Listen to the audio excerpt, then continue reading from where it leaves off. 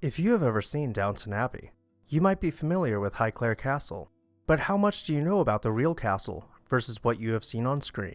Hi everyone, Ken here. Welcome to This House. Today we are exploring Highclere Castle through historic photos. Make sure to hit that subscribe button so you never miss an exciting episode of This House. The grounds upon which Highclere Castle sits today were originally gifted to the Church of Winchester in the year 749 to be used as a deer park. As time went on, the bishops overseeing the park would build a large house which would become known as Bishop's Clare. During the English Reformation, in 1551, the estate was confiscated by King Edward VI. Over the next century, the estate would have several more owners until Robert Sawyer, the Attorney General to Charles II and James II, purchased the estate in 1679 and passed it down through his heirs. At this time, Highclere Castle looked vastly different from the castle we now know today. The facade, fashioned in the Georgian style, boasted large columns supporting a triangular pediment with raking cornice. It had the appearance of a classic mansion, predominantly square in plan with a low-pitched roof.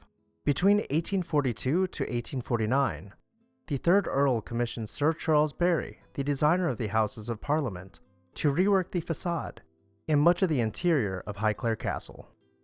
Sir Charles Barry drew upon inspiration from Italian Renaissance architecture to create the eclectic facade with both Jacobean and Italianate architectural elements blending together to create a more imposing structure.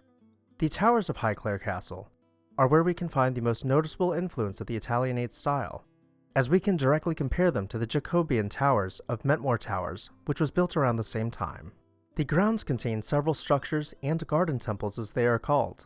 On the property is also a maple tree that was planted in honor of the British North America Act of 1867, which was drafted at Highclere Castle with the first Prime Minister of Canada, John A. Macdonald.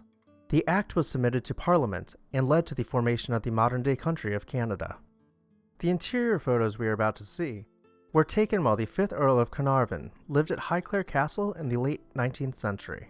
The drawing room, where guests would be entertained, was an eclectic mix of Victorian-era styling with Rococo Revival influence.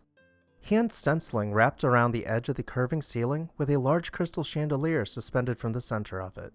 Damask wallpaper was set behind painted portraits and complemented by antique furnishings. The 300-room castle contained many ornate interiors, with some of the purposes of the rooms being lost to time. As we look at these pictures of the music room, we can see that not much has changed over time, with the space still maintaining the same decorative motifs and millwork. It might seem hard to imagine that during World War II, the castle's rooms were cleared of most of their furnishings to be replaced with beds to house the children being evacuated from war zones. Perhaps some of the most iconic areas in the house would include the stair hall, clad in stone and accented by ornate wood panels finishing out the undersides of the stairs as they wrap around the walls ascending to the 2nd floor.